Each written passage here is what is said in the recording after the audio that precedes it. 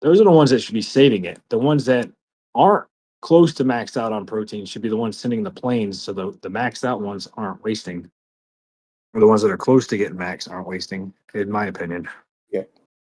So there's a That's strategy, kind right? of what I was getting at. Thank you. That's helpful. Like, Who's it's talking obviously right going to now? take some communication. That's Dukes. Sorry. Hi, Dukes. Fantastic. Any other questions? Excellent. All right. I'm going to move on. Is our recommendation. They can we just gave them an ending point and they can essentially choose their path, right? The red bits here is our defined path for MCO2, right? So this is how we're going to get there, basically. This is basically half of the map, right? As you can see, the capital is right there, right? This map is about 4 times larger than our current map. So you can imagine how long it's going to take you to travel from this corner to the capital and out back to the other corner, right? Probably about a 20-minute march, right? So how this will become important, and I'll be referring back to this slide as we go along to the next slide, but I thought it'd be good to show you our path to the capital, right? The light red here are strongholds, and this will be our city captures. The darker reds will be our city captures, right? And the land that we'll probably end up with are going to be in this area here, right? The middle kind of area. So that's what we're going to end up with. Can I interject real quick on this? Yes, ma'am. Hi everyone. This is technically tentative. We're still waiting on response from ED3. So if that's the case, if they choose not to go in that path, then REC will shift down to the blue. WOD will shift to the orange. Yes. And just to clarify, we can only hold 4 cities at once. And once we hit a level 6, maximum 10 strongholds. So the lighter is the drops, essentially. The Yeah, lighter those- in the color are the drops. Those will be strongholds that will end up dropping. The cities that are dark red to the left will also be dropped. I just wanted to mark them as those are the cities that will be taking and likely dropping. Exactly. Makes sense. Now, if you can't visualize this, I'm going to give you some sort of reference to help visualize.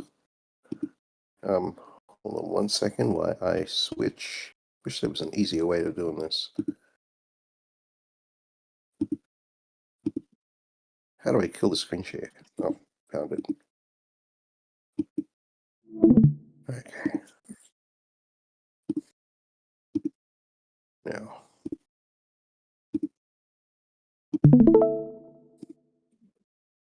Can you see my screen again? Yep. Okay, so this is 617, right?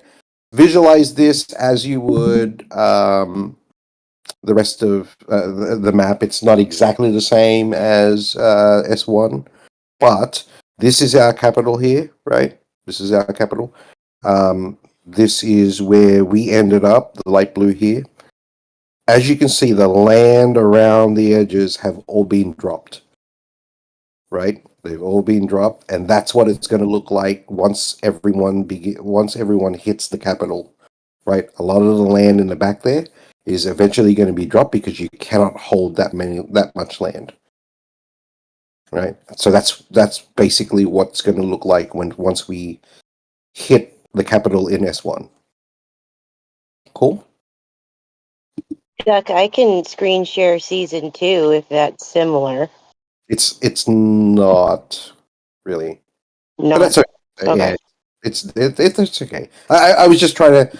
What I wanted to do was symbolize what the end result was going to look like. Right, you're going to see all of the alliances congregate around the capital, and then you'll see a lot of empty, unowned land, unclaimed land around it, around the capital, around the edges. right? So if anyone was worried about land grabs, there is a lot of land to go around, right? Just want to point that out. Cool. Back to our regular screen share. All right. For the MCO2 guys, any questions? Sorry, Mr. Hole. All right. So let's bring some context to this, right? So next thing on the agenda, on day 3, we'll be able to capture strongholds. What is a stronghold? A stronghold is a piece of land that will allow us to connect to a city for us to capture, right? This stronghold will look like this, right? There will be a corruptor, which is a zombie boss for all intents and purposes, sitting right in the middle, and then it'll be surrounded by all these fucking zombies, right, of all different level types. What I'm showing you is a level 10 stronghold, which is the highest level stronghold. Obviously, they won't be at this level, at level 1, right? But they still will be surrounded. So the way to capture this is you will have to kill every single one of these zombies around it before you can take that stronghold. It's not easy. Actually pretty difficult, and it requires some level of resistance, right? Viral resistance. All right. So, what are the rules? Oops. You can capture 2 strongholds per day, right? So, starting day 3, as soon as day 3 pops, reset, we're going to announce which strongholds we're going to capture, right? So, if we refer back on the map, this is where we start. Oops. This area here is where we start. More than likely, we will take these 2 strongholds immediately, right? Leadership will send out. Strongholds and cities can only be taken or only be declared war upon by an R4 and R5, right? So you'll be prompted. We will send out messaging to everyone in good time before we plan on taking the strongholds. We will also announce this in Discord. So for everyone on the call, and we'll remind everyone who isn't, make sure you have your Discord, make sure you have your notifications set on, because we'll be blasting out messages saying, hey, we're going to be taking this stronghold at 8 a.m. in the morning, for instance, or 4 p.m. at night, right? And we'll require a level of participation from everyone to be able to take this, right?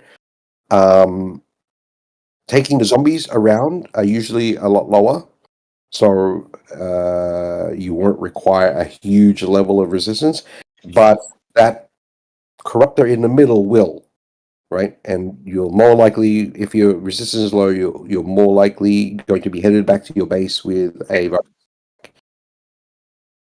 right. So strongholds must connect to each other for attacks to be allowed. This is not true for the first stronghold, right? And the first stronghold must be on a level 1 stronghold, right? Every stronghold that you take subsequent to the first one needs to connect to another stronghold in some form or another. So again, referring to the map, if we wanted to take this level 2 stronghold, we have to have this stronghold here, this level 1 stronghold. If we don't have this, level 1 stronghold A, we cannot take stronghold this stronghold here, even if we do have this one, right? They have to connect at some point to be able to take it. Cool. The initial limit is 3 strongholds. As soon as day 3 pops, we'll be able to take 3, but we can only take 2 per day. So the initial will only allow us 2, and then we can take the third one if we wish the next day, right? Each stronghold and city does have first cap rewards. So yes, even though we don't need it, because our path is wide enough, we will probably be taking additional strongholds, right? Stronghold limits increase 1 stronghold per level 1 to level 5 city. Right? So as we move along the map here, right? If we take these strongholds first, once we take these cities, our stronghold limit increases by 1 for each city. So we'll then be able to take this one, and maybe this one, right? The stronghold, the city captures is not dependent on the stronghold level, right? But that really doesn't matter because usually level 3 strongholds are connected to level 3 cities anyway, right? That is untrue though as we move along. So if we want to take a level 3, it doesn't mean we need to own a level 5. We can be a level 4 stronghold and still take the level 3, right? So that statement is true. Okay, virus resistance applies. We'll be surrounded by zombies, as I mentioned.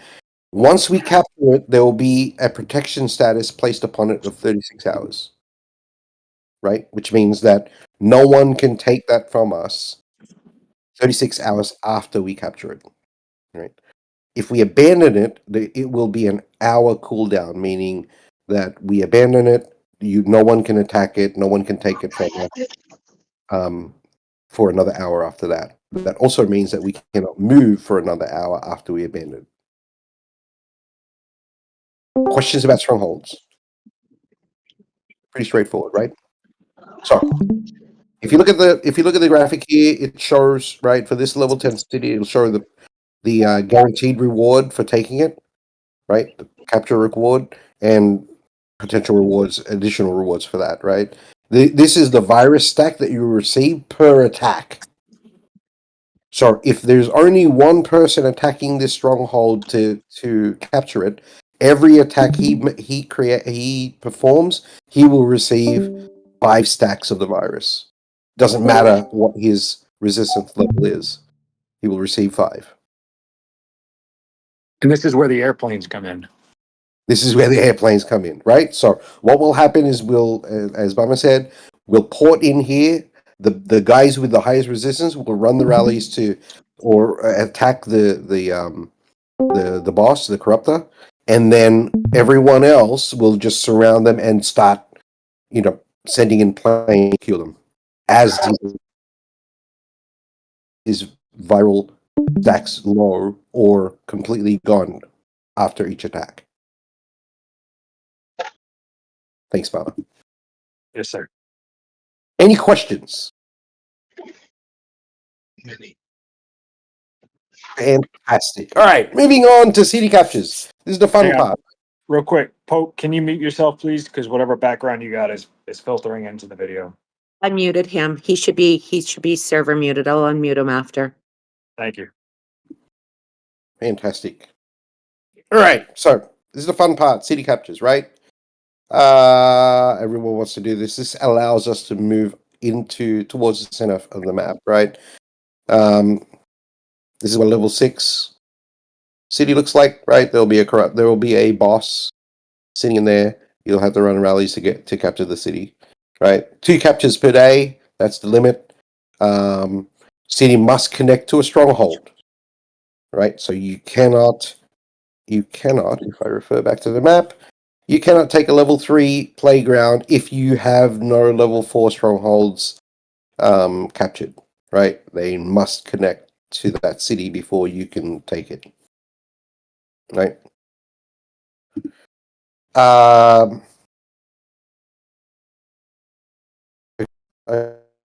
get into this later. There has to be a war declaration. So I'm not sure what the declaration time is. Maybe I mentioned it out here. Declaration. No. Okay. So basically, the way it works is the same way as CD captures today, right? R4, R5 will declare war on the city. It'll turn up as you'll see the little horn icon calling the entire alliance to war, at which point we all port in. The alliance marker will be set. You will start attacking that city to capture it, right? Like the strongholds, it has you will be infected by virus stacks as well. The difference is capturing a city is going to be way easier than attacking a stronghold. Strongholds are much more difficult, right? Probably the reason for that is that there's not a lot of cities. And B, you want full. They probably want you to be full, have full participation from your entire alliance, and not rely on people with huge virus resistance. Right. So that's a good thing. You're allowed 4 cities in your current war zone. Right. And you're also allowed 4 cities in other war zones, and I'll get to that in a minute. Right. Forget about the red. Virus resistance applies. Protection status is 6 days. So once we capture this, they will go under protection for a period of about 6 days. Actually, it's more like 6.5, depending on when you take it and what time you take it, right? After that time, it's going to expire, right? And Just like the capital has a shield around it, it expires on a certain time. correct. But you won't see a shield, right? Yes. And I'm going to let Bama explain the importance of this, of what happens when it expires, right? So on Tuesdays, I believe Thursdays and Saturdays at reset, starting at reset for the entire day, anybody from any of our groupings can drop in, build a stronghold, and start sacking cities and land. The reason you want your cities under protection is they cannot take them while they're under protection. So you will use your allies on your server or allies you have off server to help you reset cities. They'll come in when your shield drops, they can attack it and then pull back, kind of like we garrison the capital for a certain percentage and then pull back, right? So they'll do that, and then you'll go back and retake it, and it resets the shield. It's hard to do because what happens is you'll see a lot of random bases start showing up on our server. People are going to make separate accounts and drop them in our server so they can keep a 24/7 watch on us.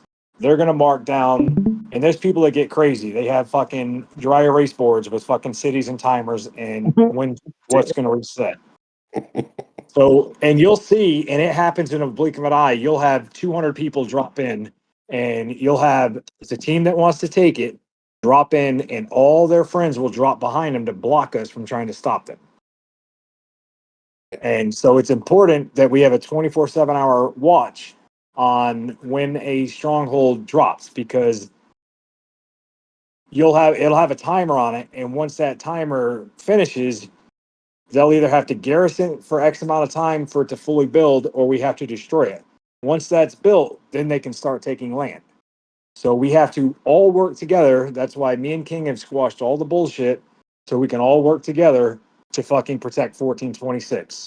And we're going to have a list of allies that we're going to allow to come here and build. This way, they'll take up land behind us. That way, technically, we won't have to do fighting if somebody does take land. The people that we allow to come in behind us to take land will have to fight, or they'll lose their land. And they'll be at the approved list, right, for our server, is Correct. We're going to what have you're referring to. That is correct. We're not going to just let anybody come onto our server because, one, we don't want technically anybody stronger than us landing on our server. Why? Because then they'll march straight to the capital, take the capital, and we'll look like a bunch of pussies with no capital. Right, they'll just control everything. So we have to be okay. Get it? Yeah. So to put it in nicer terms, right? By us attacking another server and making our way to the capital, we gain season points. Those season points will allow us to exchange for nicer things, like nicer season bases, for instance, right? If we allow them to do that, they will also receive seasonal points, and unfortunately, our season points and their season points, we're thrown into a grouping, right? So we'll be in direct competition with those. We do not want them to have more season points than us, obviously. So it behooves us to pick and choose the servers we build on, right? City captures. Anyway, that's in a couple more slides. Thank you, Bama, for explaining that, right? So the point, the bottom line is, once this expires, we want an ally, whether it be on this server or on another server, to come in and attack our city and then we just retake it so it resets that timer to another 6.5 days. Right? What does that mean? Every 6.5 days, you're going to be going through this with every single one of your cities. Right? And I notice we now have several different other alliances on here, which is a good thing. This you can pass down to your alliances, right? If you haven't already. Okay, same thing with abandonment for strongholds. There's a 1 hour cooldown period, right? And if you wish to recapture it after you've abandoned it, there's a 5-day cooldown period. Right? So if you accidentally abandon a city that you didn't unintentionally didn't want to abandon, you're gonna have to wait 5 days before you can retake it again. Cool. All right. As I said, as Obama defined or explained, this is basically, what the resetting of the protection status means. All right, so moving on to this little bit here, right? So across four cities across Warzone. What does that mean? That means that we will be able to port in and take cities in other war zones within our server grouping, right? I believe there's 8 or more servers included in our grouping. We will have access to those servers, and providing we have permission or not, if we've got big nuts and we decide, you know what, we want to fucking take over this server, you can literally do that, right? At any given point. The decision for your alliance is up to you. You have an option to take over one city in 4 different servers, or build all 4 cities in a single server. Depending on your Can I jump in real quick? Yeah, go. So what we found in the past, it's easier to work together with other people on your server. So if 3 of us want to put up a city in a certain server, all 3 of us will go at the same time, because it's very hard for a server to defend 3 separate outpost builds at the same time. Maybe one gets demolished, maybe not, but it'll spread them thin because it happens quick, and they'll have to spread themselves thin to try and block 300 of us from dropping in, plus whatever allies we can get to go with us to block us. That was going to be exactly my question. So there's going to be some attempt of the R5s or senior leadership of the alliances to try and coordinate that, hopefully. Yes. Hopefully. So we could say, listen, if we build 3, 2 of the 3 might get built, right? Which is a better statistic than a single alliance going in and getting destroyed. Is what that was. Question. Yep, go ahead. We can only hold 4 cities at a time. Is this 4 cities across other war zones? Is that an additional 4 cities on other servers, or is that Yes. all the same Correct. 4? No, 4 on yours, 4 on opposing. So you Gotcha. can hold 8 essentially, but it has to be on your server or off server. Well, hang Ask on. a follow-up Quick question. Oh, I'm sorry. question. Go ahead. Can it be on 4 separate servers, right? We can build cities on 4 separate servers. You can build Correct. once if you try to build cities on 4 separate servers, that means 1 city per server.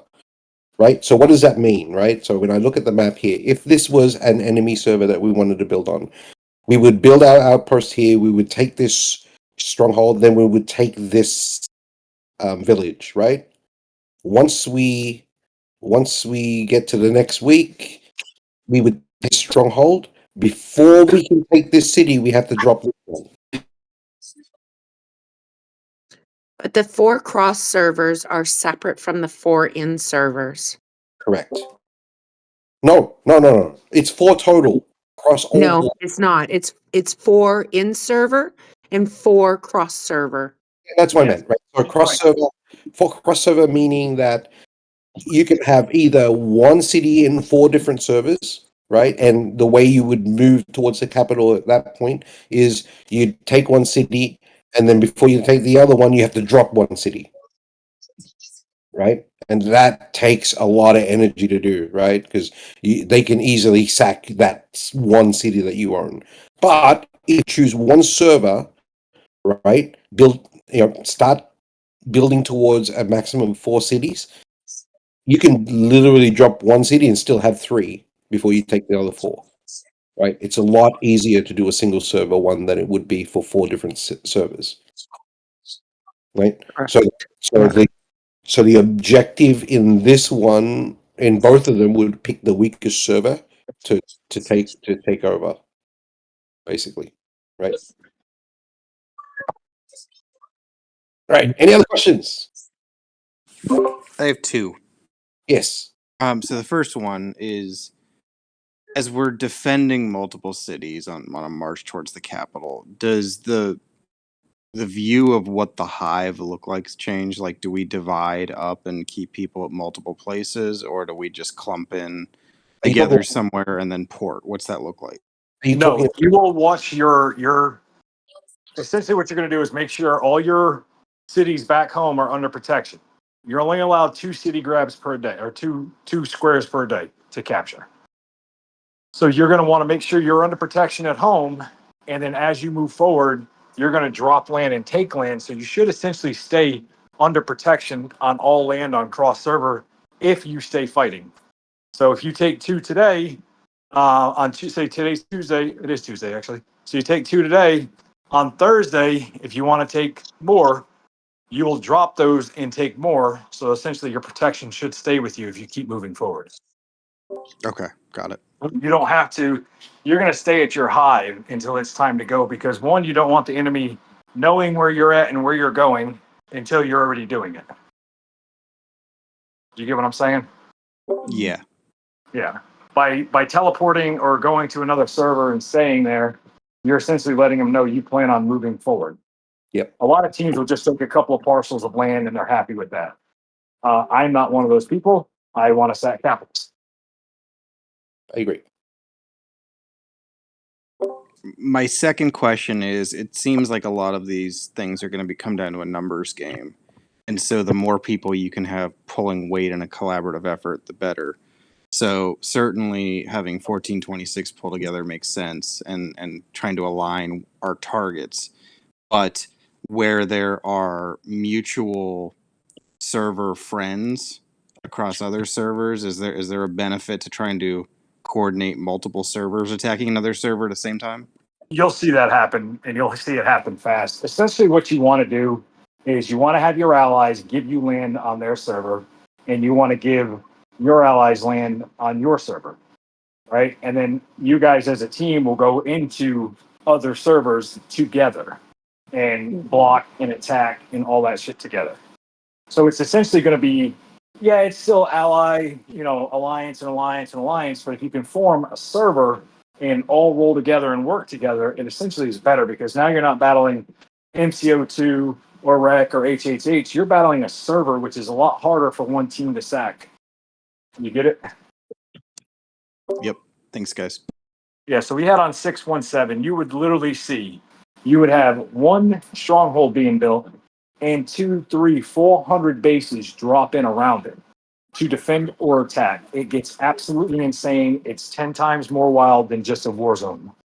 It looks exactly like that spaceship shitty thing balloon. It looks exactly like that, right? Where yeah. All right. And you can actually get lucky because if you play time zones with people, like say we want to go to an Asian server and we want to take land, we'll do it while they're sleeping. So they have less Yeah. people to help. Yeah. Yeah. All right. I'm going to go to the next slide because this will help visualize what we were just talking about because we've got ahead a little bit, right? So, by the way, this city capture begins day 4, right? Stronghold city captures doesn't start until a month after season 1 pops, basically, day 31, right? So, when we go to another war zone, as Obama said, you will be required to build an outpost. You need an R4 or an R5 to do this, right? Basically, they'll pop in, they'll set an outpost, and then they'll send out a communication to your alliance. Will pop in and garrison, right? Yep. No enemy can attack the outpost while it's under construction. Correct. Right? It'll be under protection while we're garrisoning it. You won't have to lose any troops. It's absolutely free. Right? And this is where you want your strongest players to have notifications turned on, whether for Discord or the game, because when that happens, you're going to want all the strongest players in the server to surround that so the enemy can't get close to it. Correct. Yes. Right. So, reinforcement faster construction. Once the outpost is built, it can be attacked with single rallies, with single attacks. No rallies allowed. Right. So this is where, if you are noticed, right, there will be no notification on the enemy server that you're building an outpost. Right. Similarly, we will also not be receiving any notification that a server has invaded us and built an outpost. Right. Once this outpost is built, it can then be attacked by the resident war zone alliances, right? If it gets built, it can be if it gets destroyed, it can be rebuilt, right?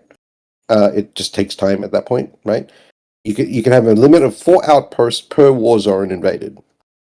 But once it's built, then they have to take a city. So essentially, if you have like a random alliance with a couple of people in it, they can go take that city if we know we can't beat that outpost, which will put that square in attack, and which means it's safe right there. Am I correct? Right, that is correct. Right. So, having said that, the last thing I want to say about outposts is that, yeah, can you hear me? Did you guys? Hello? I can still hear you, Ducky. Oh, Can good. hear you. It was Bama. He's getting ahead of me. The last thing I'm going to say about outposts is that you can place this literally anywhere on the map. Right? So, going back to the map, you can place this anywhere here. Right? And there's a reason for that in a second. Right? Anywhere Yeah. or anywhere that's open. Anywhere on this map. And it's like the like a little version of the airplane thing, you know. It looks tiny. It's like this is what it looks like, but it looks like it looks like another base, basically. But it's Right. like the teleport when we do the air. The balloon thing. Yeah, but the balloon thing is lost. the Yeah. balloon thing is a lot bigger, right? So this will be our portal into that server, right? Right. So It's a portal. so just know it as a portal, and it can be placed anywhere on the map. The significance of which I will tell you in a minute, right? So Bama shot ahead and said, yes, the reason why you want to put this somewhere is because once it's built, you need to immediately take a stronghold, right? So what does that mean? Before you can take a stronghold, which means then you can following taking a stronghold, you can take a city. You have to have this built first. That is the number one rule for capturing any land in other war zones. And it doesn't have to be on a level 1. It can go anywhere. That's what I'm talking about. Right. So what does that mean? That means that if you're ballsy enough and you have super high powered, like everyone knows sadistic, right? So if Tuck decided to put their outpost right there, right? They can literally take the level 6 land straight away. Right? So they would take this stronghold first, and then they take the level 6 land. Right? Now, what does that mean? That means that if you put your stronghold, if you put your outpost here, everyone's going to see it immediately.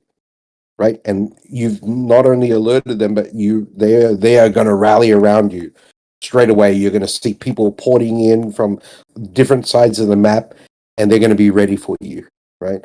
If you build out here, so 99.99% of people who have been through S1 never put a outpost anywhere else but on the edge. And the reason for that is there are no, like, usually these are already empty. By the time you can, the month in, these are already empty. No one will know that you're building there, right? And most of the alliances are already focused on clustering around the capital. Yeah, and once they build it, you can't stop them from taking that stronghold unless you're Yes. connected to it. Well, okay, So the server can't help to destroy it You can destroy the outpost, but once the outpost is built, you can't once it's stop them built. from taking Okay. yeah, So you can't stop them from taking a stronghold unless you have connecting land. unless you have connecting land. okay. So Oh. the objective is to spot these while they're building and for Circle the it up. whole server Just circle it to up. destroy it.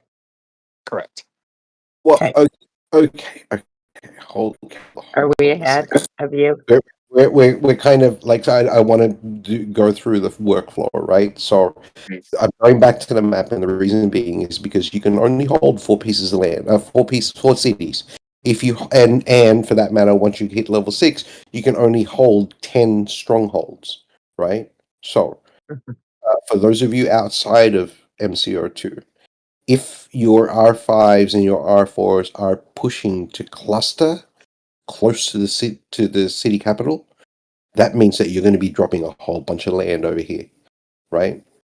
If you Behind don't, behind you, yes. So Mhm.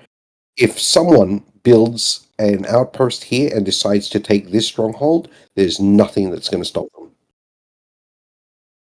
right? Unless you have allies who are connected to um, those land, right? Those strongholds. So, for instance, if we had smaller alliances that, because they can't get to the city, they'll eventually move behind your alliance, right, and take the cities that you drop. That will ensure protection, right? Unfortunately, it won't happen for everyone, but we do want some level of oversight over who is porting in and creating outposts, or building outposts, right? Because the outpost is the window to taking over land. The more land you lose, the quicker they get to the capital, and I'll show you what happens later on. Right. So, having said that, once this is built, they'll be able to take strongholds and city captures, right? Same rules apply for us. 2 captures per day, right? They must connect to a stronghold to be attacked. You can take any level city as long as they're connecting to a stronghold. So, which means if you put your outpost on a level 10 stronghold land, you can take that stronghold if you're strong enough and take over the level 5 city immediately. Level 6 city. Oh, level 5, sorry, because level 6 is capital. Right? Level 5 city. Right? There are rules though, right? For you to take over a city, you need to declare. You can do it twice a day, and you can only do it on Thursdays and Saturdays. Thursdays and Saturdays. Thursdays and Saturdays to take land, to take cities in other war zones, right? Protection status is 6 days, technically 6.5 days, again depending on when you take in, right? Abandonment is 1 hour, and there is a recapture of 5 days, right? And again, the reset status, right? You can reset those. Now, right?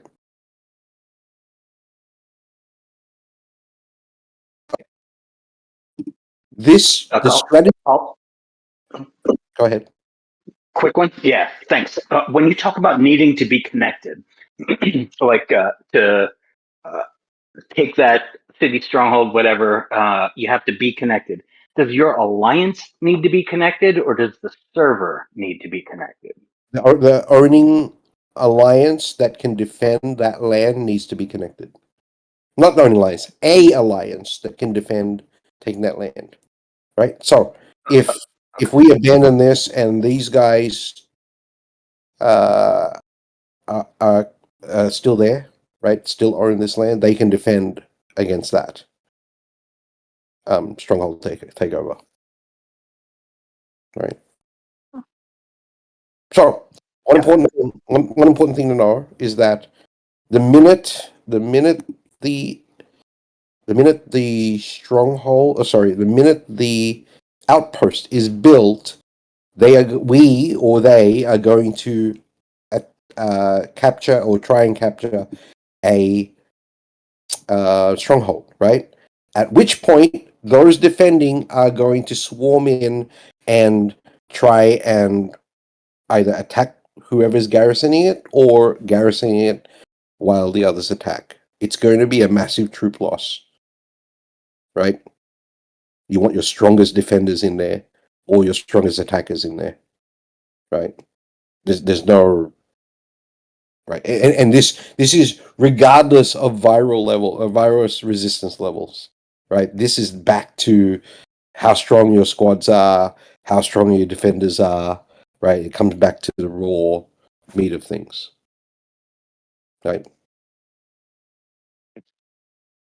Okay. Any other questions? One more for me, and then I'll shut up. So how much does world chat play into like call to battle then? If we're invited, or is it? I guess per the prior example, only the people that are connected to there have the ability to defend. But how much does that cross alliance communication come in real time to kind of Big time. coordinate those attacks if somebody's coming in? Big time. Because as soon as an outpost is spotted, you post it in world Or chat. what is the most effective means of getting that information out there? Once you see somebody building an outpost, you post it in world chat, right? And then the leaders will be able to communicate with each other to say, hey, they're approved, they're not approved. If they're not approved, everybody ports in, blocks it, attacks it. You got it. Now, having said that, I have a quick question on that subject you were just talking about. You said that it comes back to the meat of things, like raw power, basically attacking versus attacking. It doesn't matter about the virus resistance or anything like that. But Not on the outpost. can you spread the virus through that to the attackers? Like if you purposely get the virus and garrison, can you give it to the attackers? yes, absolutely.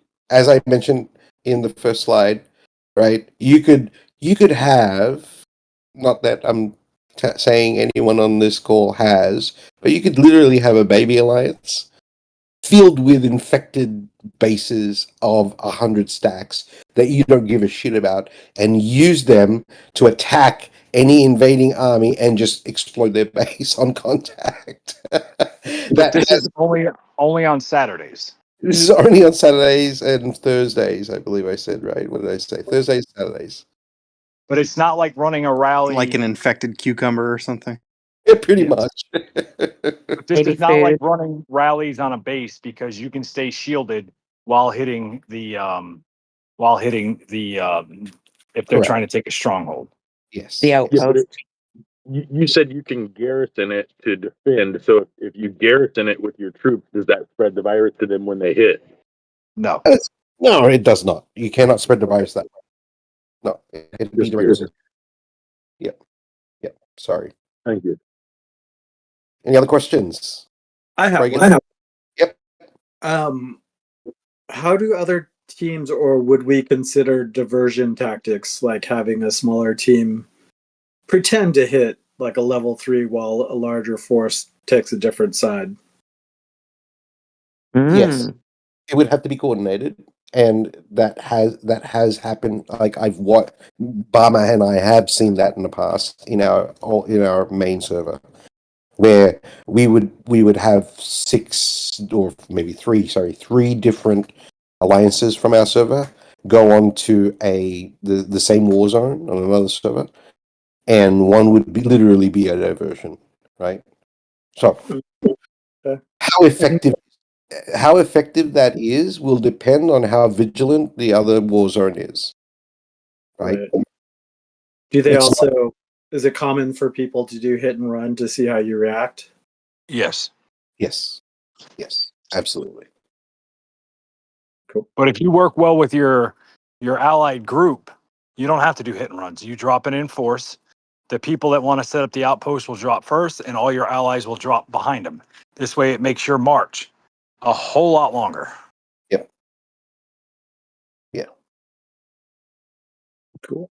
So even if This is Sadistic where is strong, but he can't get within a 2-minute march of us, yeah, it's going to hurt when he hits, but we should be able to reinforce so fast that he's got to continuously do 2-minute marches.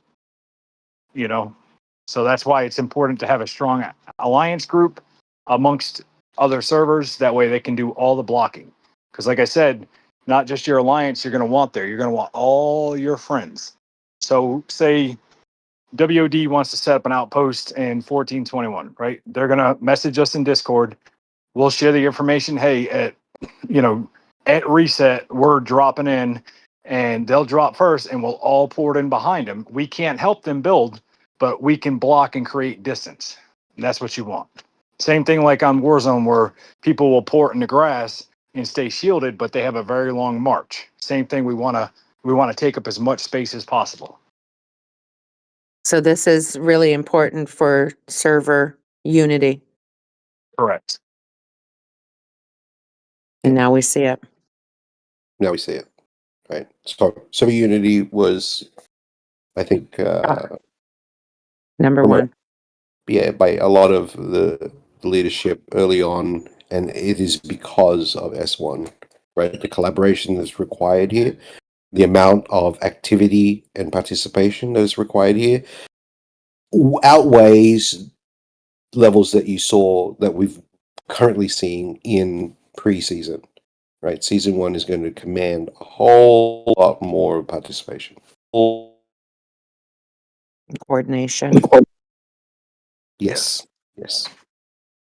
Any other questions with regards to city captures? Fantastic. All right, Bills, this one's for you, man. Kill day. Okay, so this is two-part. Finally. This is two-part, right? At any time, and I'm going to define this for you, right? At any time, any day of the week, bases and tiles that are in the mud can be attacked by any war zone in any of our grouping.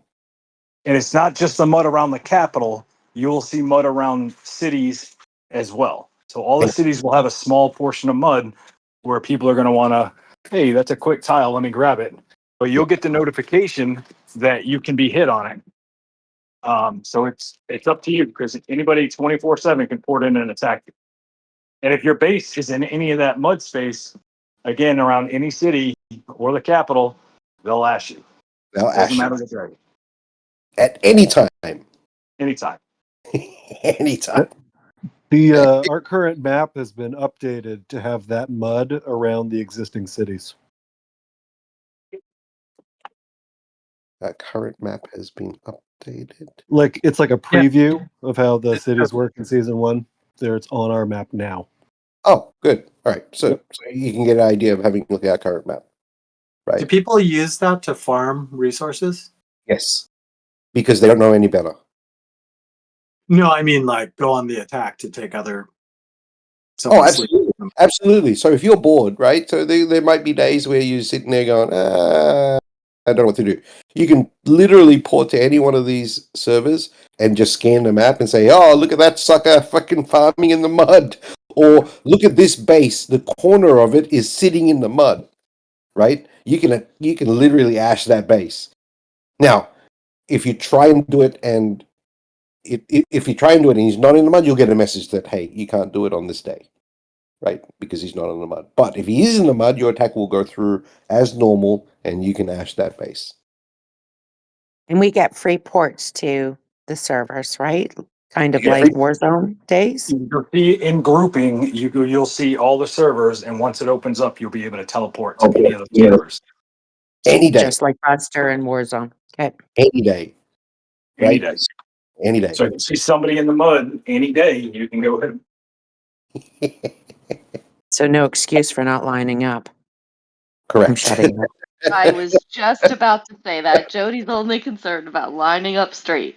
But is it any day? Hold on. Bills, during Buster Day, right? Along with attacking our versus opponent, you can port to any war zone in our grouping and attack any base you want, regardless of if they're in the mud or not. Right? So that's Friday reset, Saturday all day until Saturday reset. You will have your normal versus opponent that you can port in anytime you want and ash their bases. But, and for that matter, right, you can ash any base in that server because of the being on that server for versus.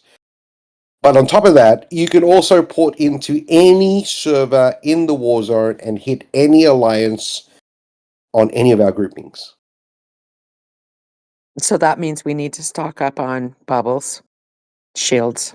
Right. Sorry. So what does that look like for us? That means that not only will we have our versus opponents port into our server, we can have, if there was 20 alliances in each server, right, and there are 7 other groupings, so times 20, can literally port in on that Saturday and go to town on our server. Unrestricted. Port in the mud or not, it doesn't matter. They can literally go to town. So the choice of shield will be completely up to you, right? The choice of when to shield and when to attack will also be completely up to you. The recommendation would be buy as many shield now and stock up on them as possible. All different types, right? 24 hours if you're not going to be there, 12 hours, and 8 hours. You can even buy a 3-day shield using gems, right? But my recommendation is to stock up on those during the 8 weeks, because these 8 times during those 8 weeks, this is going to be chaos and pandemonium, right? Just Questions to about be clear, all of this starts after the 31st day. Kill Day? Good question. When does Kill Day start? Is it the first week? Well, we can't go cross Warzone until the 31st day, right? Or is it we can only go capture cities after the 31st day? We can go to other cities day 1, I think. So I think day 7, right? No, scroll back in your presentation, Duck. I think cross server. I thought it was 21 though, not 31. No, this is stronghold capture on. This is specifically for stronghold captures in other war zones. Starts on the 31st. It doesn't mean you can't On the- port there, Oh, okay. right? Gotcha. And the reason why Okay. I say that is I can port there now.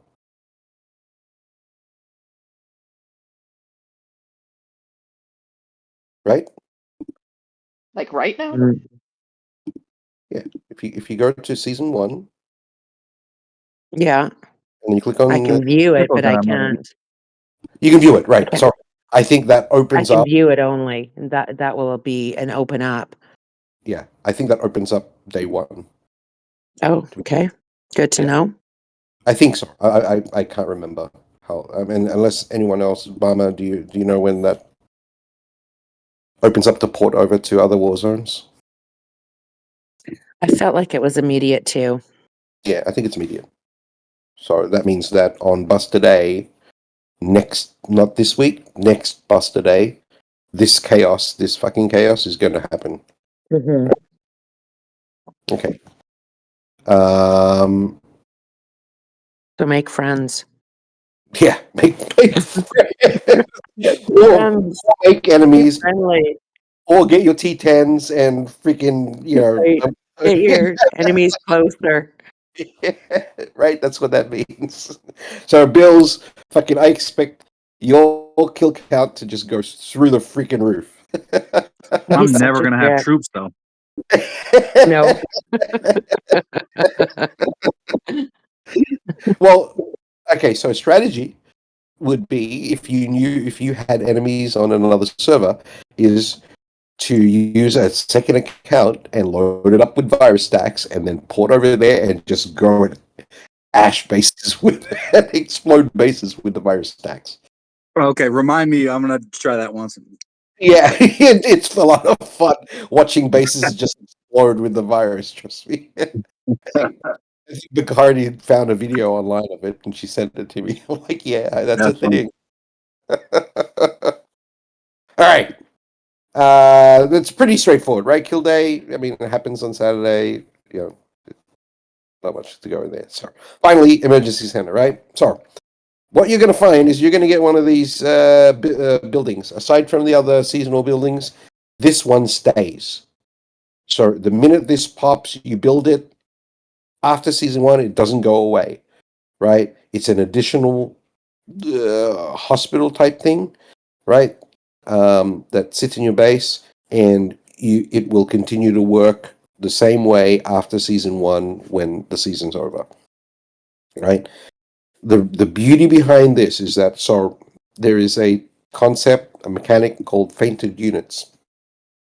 I don't know why they say fainted units, but they say fainted units. So essentially, what happens is when your hospital gets full and you continue to battle on the world map, a portion of your troops are just going to fucking faint. And they're going to be transferred to this emergency center, right? There's a cooldown of 2.5 days, so this is really important. Those troops that go to the emergency unit, the emergency center, are going to sit there for 2.5 days, right? At the end of 2.5 days, a little icon appears of your troops, and you'll be able to click it and retrieve however many level troops fainted, and that will So use depend. it wisely, right? Yeah, and that will depend on what level what building level you have increased it to, right? So in this case, level 23, you have a capacity of 1580, right? So at which point, if you fill this, any further troops that you engage in attacks will die instantly, right? So that's what this is. Outside of your hospital. So how does it work in conjunction with your hospital? So the hospital will do its normal thing, right? There will be a certain percentage that goes in your hospital. Oh, Certain okay, I see. Yeah. So yeah, when and do so they go to the emergency center versus your hospital? If your hospital's full, they'll go there? if your hospital's working, right? Full, I don't know. I've seen it where my hospital isn't full and it still goes to the emergency center, right? Okay, so you need to watch both. You need to watch both, right? And you'll see your this won't prompt you. It'll just automatically send it there, right? 2.5 days. A percentage from the hospital, instead of Oh, going to the hospital, they go over to the emergency center. Okay, okay. so it But kind of that's not splits it something you where got to however. look at and worry about, because you just wait 2 days and respawn them. Thank God Row is here. Bloody hell. Jesus. But you don't want to, obviously with a 2-day cooldown, you don't want to heal 2 troops out of it. So Well, you won't have a choice.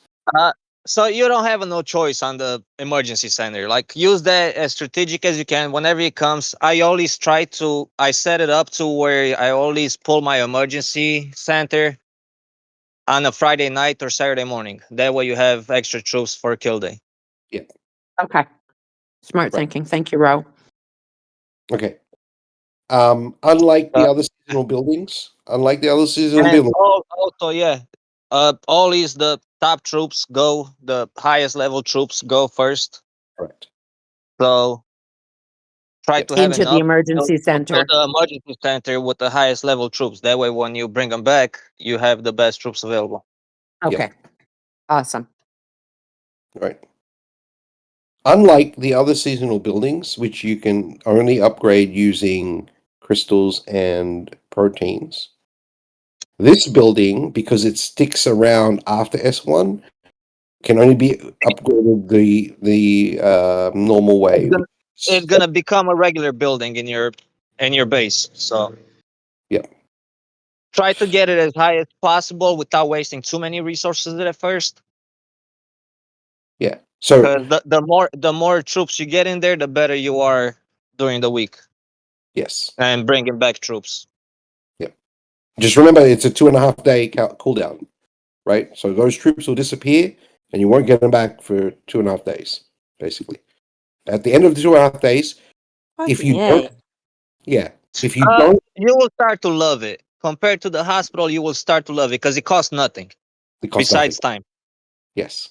That's what I heard. I heard this was um, super good for saving your troops.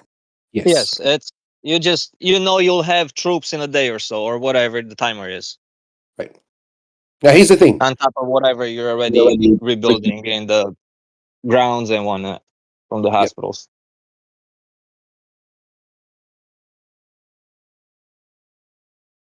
Right? If you don't collect it straight away, the timer, the cooldown period doesn't restart. It just sits there. It only Just like your raiders. So make sure Yeah. pull them as soon as you can. Yep. As I said, try to set up the timer so you end up on before kill day to get your troops back before kill day. You got it. Yep. So the minute you recover your troops, that's when this clock kicks in.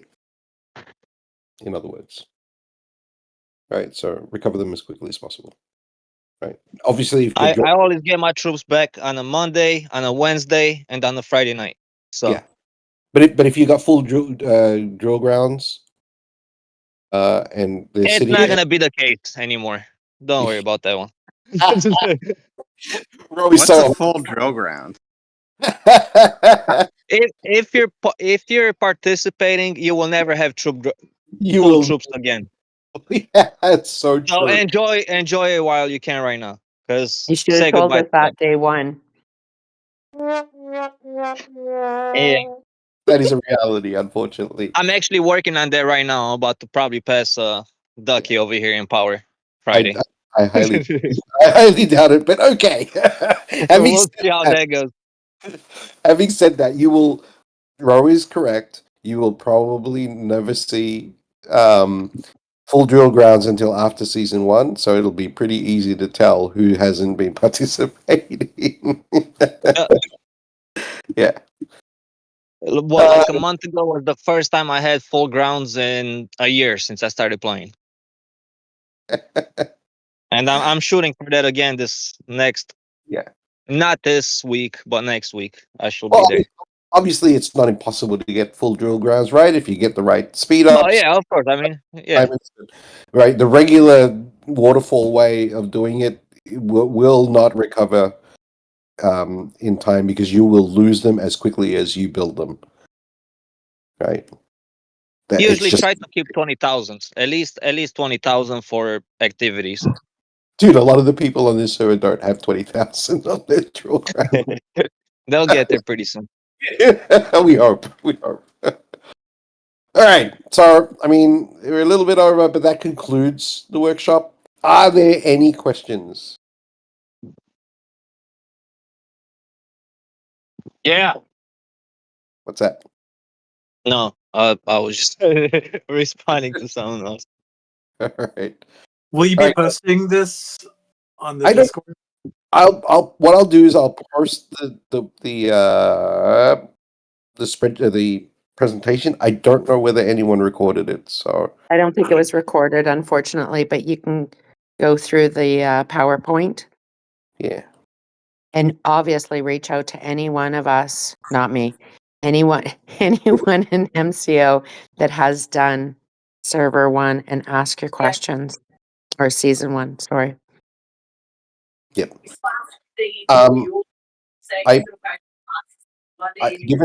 Given the time frame, I don't know whether I'll have time till season 1 pops, but I may do a part 3 to this presentation with regards to other elements that you're going to want to watch out for. But for the most part, this covers a whole lot of activity that you'll need to understand in terms of mechanics getting through.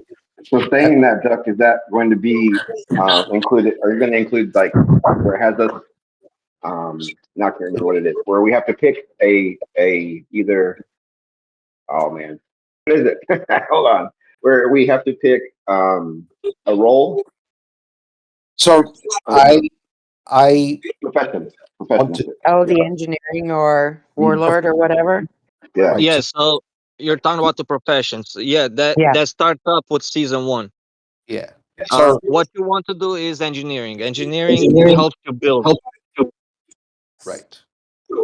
We're in the building phase of our lives here. So Okay. it's always gonna be One that last war. during seasons. It's always gonna be so you'll be able to transfer back and forth to get tickets to jump back and forth.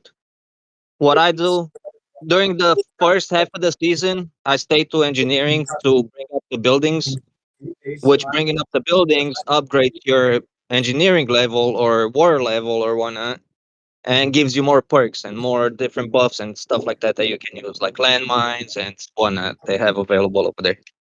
And So after like that the first includes like the skills, the yeah, professional yeah, all skills. the skills, yeah. Okay. So after the first half, I usually switch to Warlord because that's when the actual fights start beginning, like 2-3 times a week. Yeah.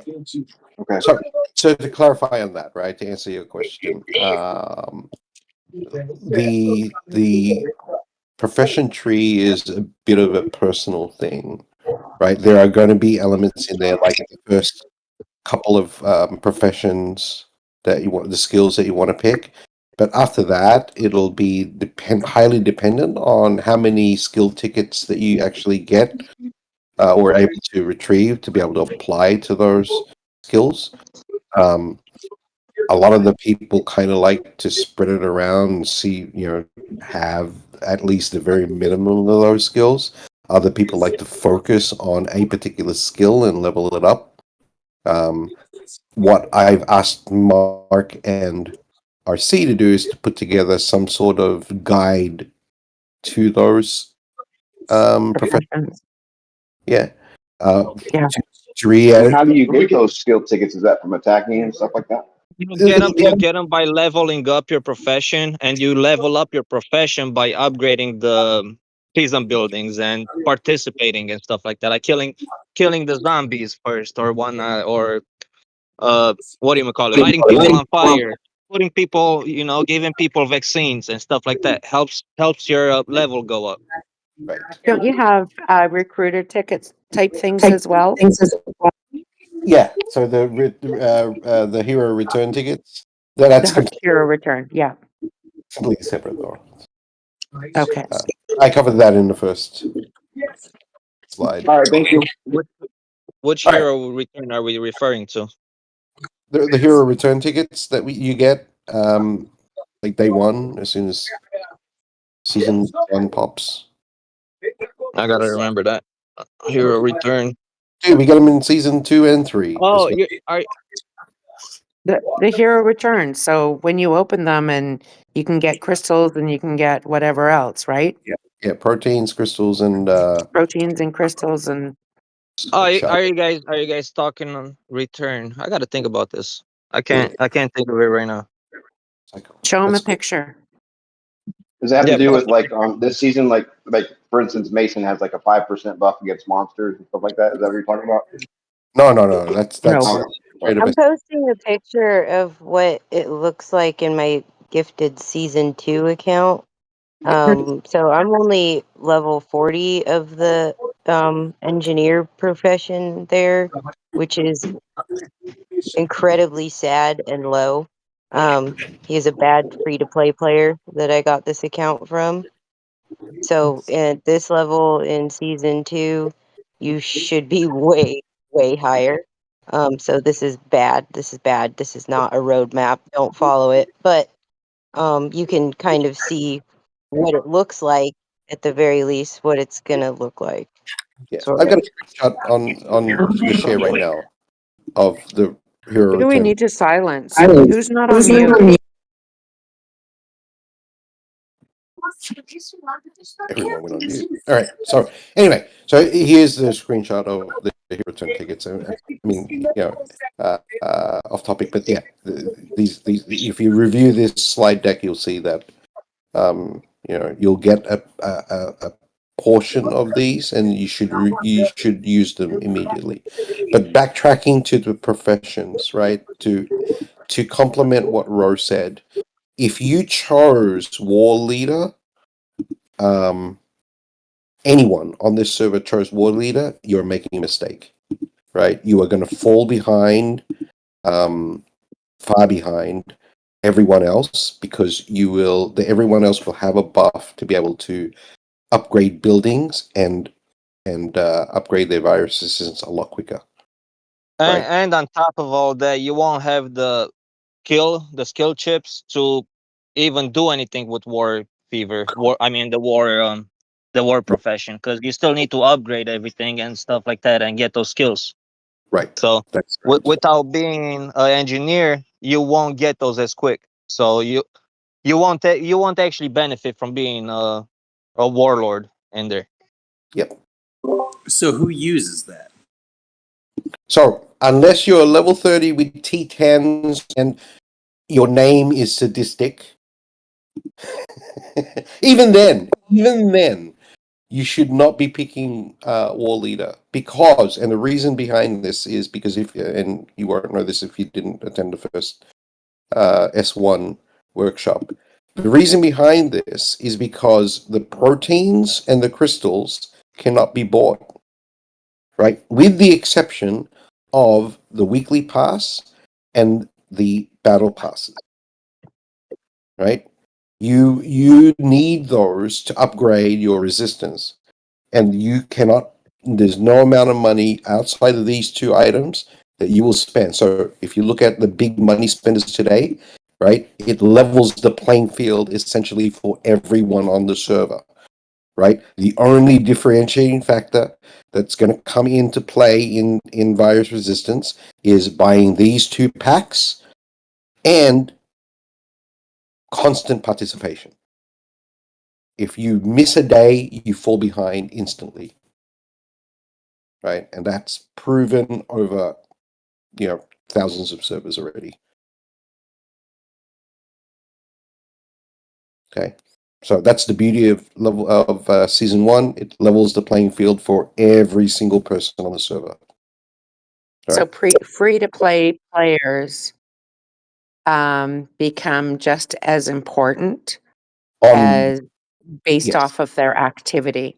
So if a free to play player is super active, which we have one that is always on, they're just as valuable as somebody that spends, which is the beauty of this season. Yeah.